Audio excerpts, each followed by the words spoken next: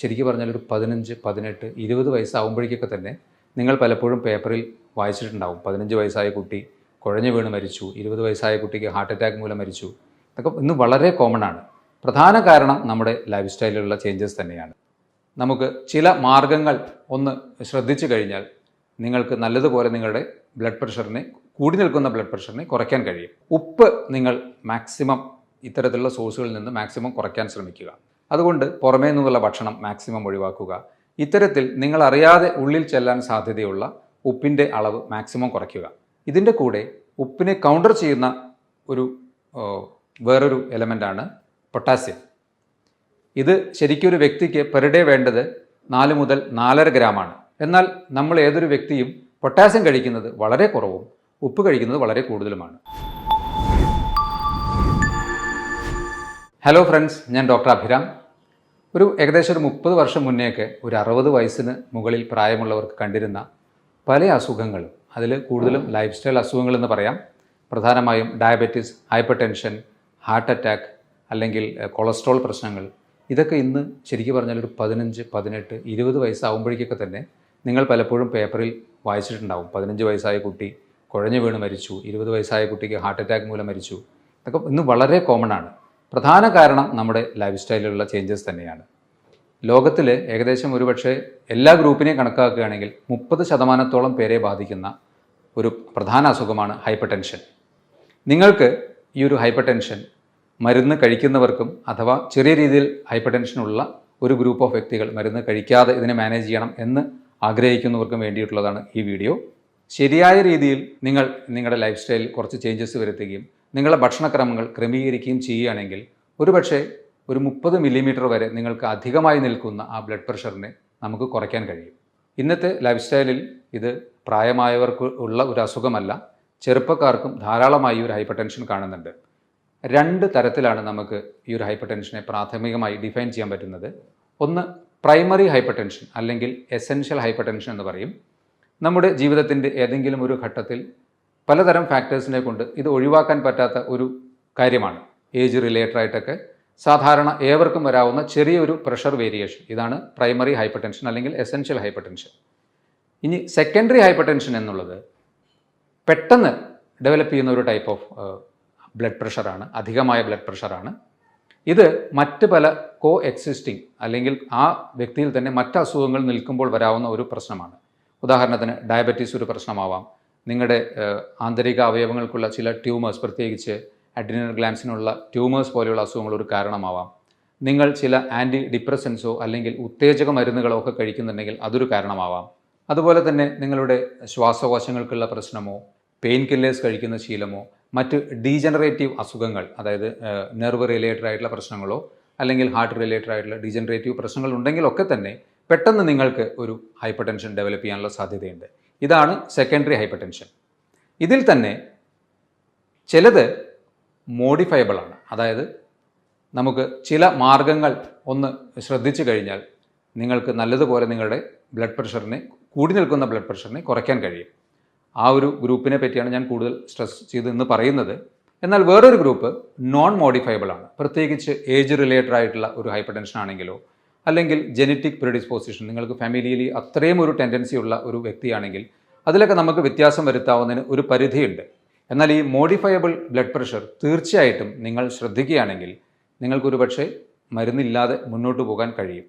ഒരു കാര്യം ആദ്യമേ പറയട്ടെ, നിങ്ങൾ ഓൾറെഡി ഹൈപ്പർ ടെൻഷന് വേണ്ടി മെഡിസിൻസ് കഴിച്ചുകൊണ്ടിരിക്കുന്ന ഒരു വ്യക്തിയാണെങ്കിൽ ഈ പറയുന്ന മാർഗ്ഗങ്ങൾ നിങ്ങൾ സ്വീകരിക്കാൻ തയ്യാറാണെങ്കിൽ, ശ്രമിച്ചു നോക്കുന്നുണ്ടെങ്കിൽ തീർച്ചയായും ഡോക്ടറുടെ നിർദ്ദേശത്തോടെ കൃത്യമായ മോണിറ്ററിങ്ങിലൂടെ വേണം ആ മരുന്ന് കുറയ്ക്കാനോ അല്ലെങ്കിൽ അതുപോലെയുള്ള കാര്യങ്ങളിലേക്ക് നീങ്ങാനോ. അത് തീർച്ചയായും ശ്രദ്ധിക്കണം. അല്ലാതെ നിങ്ങളുടെ ഇഷ്ടപ്രകാരം അത് നിർത്താൻ പാടില്ല. ഈ പറയുന്ന കാര്യങ്ങൾ കൃത്യമായി ചെയ്തു നോക്കുക. അതിൽ നിന്ന് നിങ്ങൾക്ക് തീർച്ചയായും കുറവ് കിട്ടും, അത് ഉറപ്പാണ്. ആ കുറവ് കിട്ടുന്നതിനനുസരിച്ചിട്ട് ഡോക്ടറുടെ നിർദ്ദേശപ്രകാരം ബാക്കി പ്രൊസീജിയേഴ്സിലേക്ക് പോകാം. ഓക്കെ, ഈ മോഡിഫയബിൾ ഫാക്ടേഴ്സ്, ബ്ലഡ് പ്രഷറിനെ നിയന്ത്രിക്കാനുള്ള മോഡിഫയബിൾ ഫാക്ടേഴ്സിനെ പരിശോധിക്കുകയാണെങ്കിൽ ഏറ്റവും കോമൺ ആയിട്ട് നിങ്ങൾക്ക് എല്ലാവർക്കും അറിയുന്ന കാര്യം തന്നെയാണ് അമിതമായ ഉപ്പിൻ്റെ ഉപയോഗം. അതുപോലെ തന്നെ പൊട്ടാസ്യത്തിൻ്റെ കുറവ് ഇൻടേക്കും. ഇത് രണ്ടും പ്രധാന കാരണങ്ങളാണ്. ഇനി നിങ്ങൾക്ക് അധികമായി സ്ട്രെസ്സുള്ളൊരു വ്യക്തിയാണെങ്കിൽ, നിങ്ങൾക്ക് അമിത ഭാരമുണ്ടെങ്കിൽ, നിങ്ങൾ ആൽക്കഹോൾ അല്ലെങ്കിൽ സ്മോക്കിംഗ് അത്തരത്തിലുള്ള അഡിക്ഷൻസ് ഉള്ളൊരു വ്യക്തിയാണെങ്കിൽ, നിങ്ങൾ അമിതമായി മരുന്നുകൾ ഉപയോഗിക്കുന്ന ഒരു വ്യക്തിയാണെങ്കിൽ, അതുപോലെ ലാക്ക് ഓഫ് എക്സസൈസ് പ്രധാന കാരണമാണ്. നിങ്ങൾ ശരിക്കും പറഞ്ഞാൽ ഏതൊരവസരത്തിലും കുറച്ചെങ്കിലും നിങ്ങൾക്കൊരു സമയം കിട്ടുമ്പോൾ ഒരു മൂവ് അറൗണ്ട് ചെയ്യാൻ പറ്റുമെങ്കിൽ എപ്പോഴും അത് ചെയ്തുകൊണ്ടിരിക്കുക. ഇപ്പോൾ പറയപ്പെടുന്നത് sitting is the current smoking എന്നുള്ളതാണ്. അധിക നേരം ഇരിക്കുന്നത് ഒരുപക്ഷെ സ്മോക്കിങ്ങിനേക്കാൾ കൂടുതൽ നിങ്ങൾക്ക് ദോഷം ചെയ്യുന്നു. ഇത് പലരും ആലോചിക്കാത്തൊരു കാര്യമാണ്. എല്ലാവരും റിലാക്സ്ഡ് ആയിട്ട് വീട്ടിൽ നിന്ന് നേരെ വണ്ടികളിൽ കയറുന്നു, ഓഫീസിൽ നിന്നും വീണ്ടും ചെയറിലിരിക്കുന്നു. ഈ ഒരു മോഡ് തീർച്ചയായിട്ടും മാറ്റണം. നിങ്ങൾക്ക് ഒരു 5-10 മിനിറ്റ് കിട്ടുമ്പോൾ കുറച്ചെങ്കിലും എഴുന്നേറ്റ് നടക്കാൻ നിങ്ങൾ തീർച്ചയായിട്ടും ശ്രദ്ധിക്കുക. ഇതൊക്കെയാണ് മോഡിഫയബിൾ അല്ലെങ്കിൽ നിങ്ങൾക്ക് വ്യത്യാസങ്ങൾ വരുത്തി ബ്ലഡ് പ്രഷർ കുറയ്ക്കാൻ സഹായിക്കുന്ന ഘടകങ്ങൾ. ഇനി അതിൻ്റെ ഡീറ്റെയിൽസിലേക്ക് പോകാം. എങ്ങനെ നിങ്ങൾക്ക് നിങ്ങളുടെ ബ്ലഡ് പ്രഷർ ഒരു 30 മില്ലിമീറ്റർ വരെ കുറയ്ക്കാൻ സഹായിക്കുമെന്ന് നോക്കാം. പ്രധാനമായി ഏതൊരു വ്യക്തിയും പ്രഷർ കൂടിയെന്നറിഞ്ഞാൽ ആദ്യം ചെയ്യുന്നത് ഉപ്പ് കുറയ്ക്കണം എന്നുള്ള ഒരു ചിന്ത മനസ്സിലേക്ക് വരുന്നു. ഡോക്ടറും അത് തന്നെ പറയുന്നു. ശരി തന്നെയാണ്. എന്നാൽ ആവറേജ് ഒരു വ്യക്തിക്ക് വേണ്ട സോഡിയത്തിൻ്റെ അളവ് ഏകദേശം 2 മുതൽ 2.5 ഗ്രാം വരെയാണ്. എന്നാൽ ഒരു ആവറേജ് ഇന്ത്യൻ കഴിക്കുന്ന സ്റ്റാറ്റിസ്റ്റിക്സ് പ്രകാരം കണ്ടുപിടിക്കപ്പെട്ടിട്ടുള്ളത് 8 മുതൽ 12 ഗ്രാം വരെ ഉപ്പാണ്. ഒന്ന് ആലോചിച്ച് നോക്കൂ, ഏകദേശം 4-5 ഇരട്ടിയാണ് നമ്മൾ കഴിക്കുന്നത്. അപ്പോൾ എല്ലാവരും വിചാരിക്കും, ഞാൻ ഡോക്ടർ പറഞ്ഞതുപോലെ കറികളെല്ലാം ഉപ്പ് കുറച്ചിട്ടുണ്ടല്ലോ, അല്ലെങ്കിൽ ഉപ്പ് ഉൾപ്പെട്ട ഡയറക്റ്റായിട്ടുള്ള മറ്റ് സ്നാക്സ് ഒന്നും കഴിക്കുന്നില്ലല്ലോ. ശരിയായിരിക്കാം. പക്ഷേ നിങ്ങൾ അറിയാതെ നിങ്ങളുടെ ശരീരത്തിനുള്ളിൽ ചെല്ലുന്ന ഉപ്പിൻ്റെ ചില സോഴ്സസ് ഞാൻ പറയാം. ഫോർ എക്സാമ്പിൾ, നിങ്ങൾ ഹൈപ്പർ ടെൻഷൻ മാത്രമേ ഉള്ളൂ, ഡയബറ്റീസ് ഇല്ലാത്തൊരു വ്യക്തിയാണെന്ന് വിചാരിക്കുക. നിങ്ങൾക്ക് തീർച്ചയായിട്ടും ബ്രെഡ് കഴിക്കാമല്ലോ. ബ്രേക്ക്ഫാസ്റ്റിന് നിങ്ങൾ 5-8 പീസ് ബ്രെഡ് കഴിച്ചു എന്ന് വിചാരിക്കുക.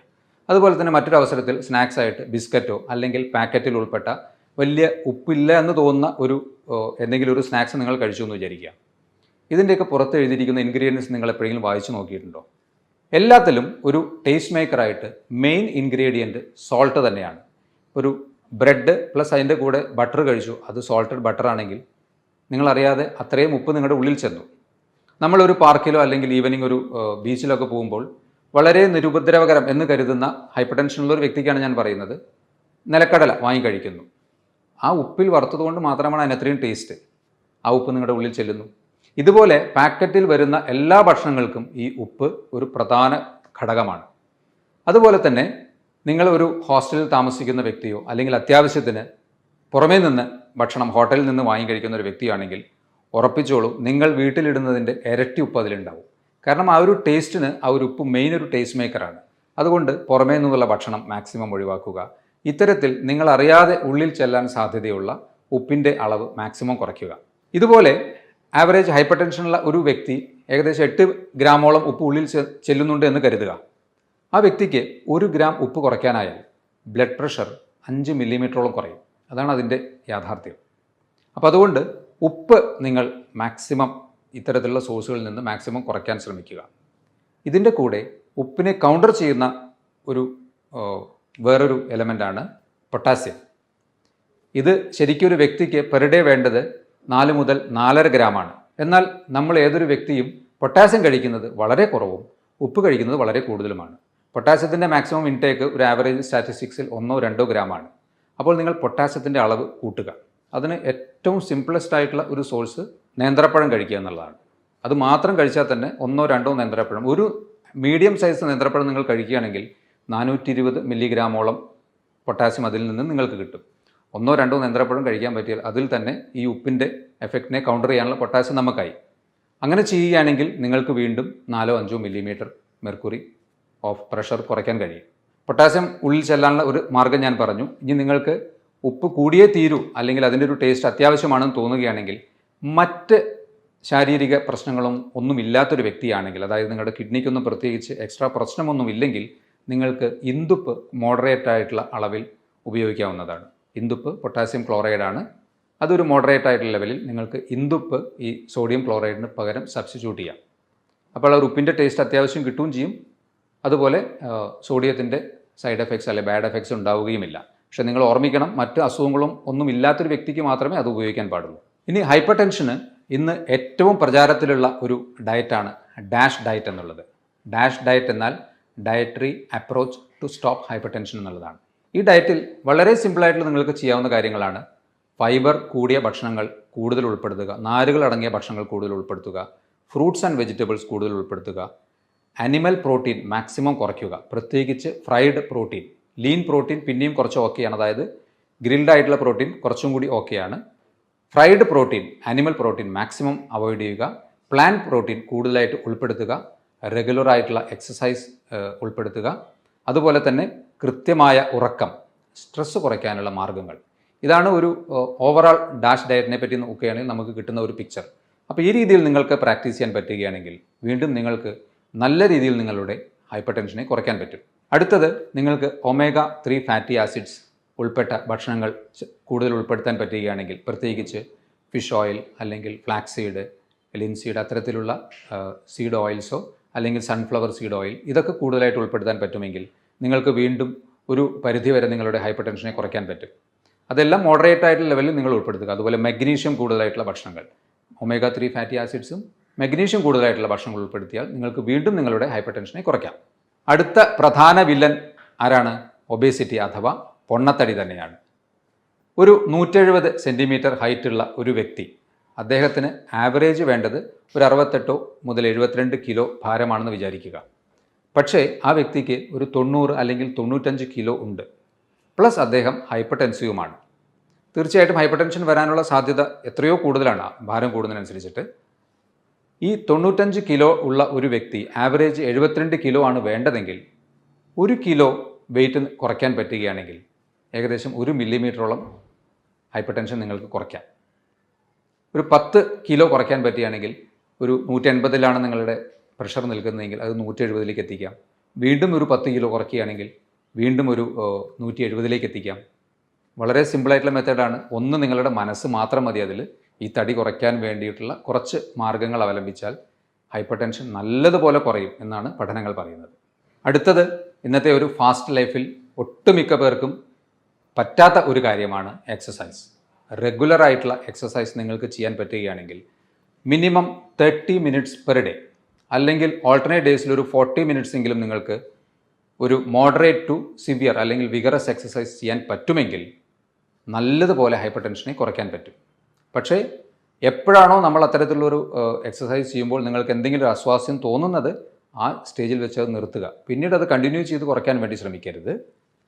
കാരണം നമ്മുടെ ആന്തരിക അവയവങ്ങളുടെ ഒരു അവസ്ഥ നമുക്കറിയില്ല പലപ്പോഴും, പ്രത്യേകിച്ച് ഹാർട്ടിൻ്റെയൊക്കെ. ചിലപ്പോൾ അമിതമായ പ്രഷർ അല്ലെങ്കിൽ ഒരു സ്ട്രെസ് ഹാർട്ടിന് വരുമ്പോൾ ചിലപ്പോൾ അത് കൈവിട്ട് പോയേക്കാം. അതുകൊണ്ട് നോക്കി മെല്ലെ മെല്ലെ ഒരു 10 മിനിറ്റ് 20 മിനിറ്റ് കൂട്ടി കൊണ്ടുവന്ന് അരമണിക്കൂർ ആവറേജ് നിങ്ങൾക്ക് എക്സസൈസ് ചെയ്യാൻ പറ്റുമെങ്കിൽ നിങ്ങൾ വെറുതെ നടന്നാലും മതി. സിമ്പിളായിട്ടുള്ള നടത്തമോ അല്ലെങ്കിൽ മറ്റ് ജോഗിങ് പോലെയുള്ളതോ അല്ലെങ്കിൽ യോഗ പോലെയുള്ള പ്രാക്ടീസസോ ഇതൊക്കെ നിങ്ങൾക്ക് പ്രാക്ടീസ് ചെയ്യാം. ആവറേജ് ഒരു 30 മിനിറ്റ്സ് നിങ്ങൾക്ക് ഇതിനു വേണ്ടി റെഗുലറായിട്ട് നീക്കി വയ്ക്കാൻ പറ്റുമെങ്കിൽ തീർച്ചയായും നിങ്ങളുടെ ബ്ലഡ് പ്രഷർ അധികമായി നിൽക്കുന്നത് നല്ലതുപോലെ കുറയും.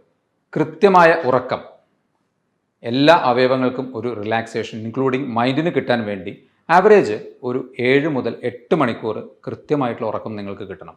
രാത്രി നിങ്ങൾക്ക് ഉറങ്ങാൻ കുറച്ച് സമയം കുറവുണ്ടെങ്കിൽ അത് പകൽ കുറച്ച് സമയമെങ്കിലും ഉറങ്ങി അതിനെ കോമ്പൻസേറ്റ് ചെയ്യുക. അത് കൃത്യമായ ഉറക്കം കിട്ടിയാലും ഹൈപ്പർ ടെൻഷൻ കുറയും. അഡിക്ഷൻസ് എന്തോ ആയിക്കോട്ടെ, ചായ, കാപ്പി, ആൽക്കഹോൾ, സ്മോക്കിംഗ്, ഏതൊന്നും നിങ്ങൾ ഒരു അഡിക്ഷൻ്റെ സ്റ്റേജിലേക്ക് പോയിട്ടുണ്ടെങ്കിൽ അതിനെ കംപ്ലീറ്റ് കട്ട് ചെയ്യുക.